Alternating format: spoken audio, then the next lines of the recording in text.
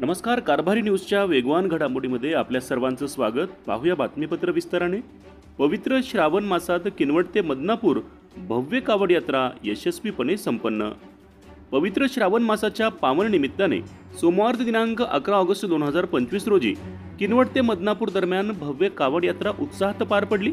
सकाळी 8 वाजता शिव मंदिर किनवट येथून यात्रेची सुरुवात झाली. हर हर महादेवच्या घोषणांनी वातावरण पवित्र आणि भक्तिमय झाले होते.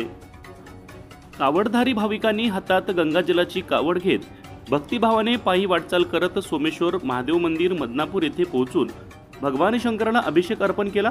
यात्रेची सांगता धार्मिक विधीसह झाली. यात्रेनंतर सर्व भाविकांसाठी महाप्रसाद भंडाऱ्याचे आयोजन करण्यात आले होते. शिवमंदिर किनवट येथे दुपारी 2 ते सायंकाळी 6 पर्यंत भाविकांनी महाप्रसादाचा लाभ घेतला.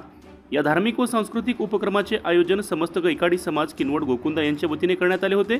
यात्रेच्या यशस्वीसाठी आयोजनासाठी धार्मिक सांस्कृतिक उपक्रमांचे आयोजन समस्त गैकाडी समाज किनवट गोकुंदा यांच्या वतीने करण्यात आले होते.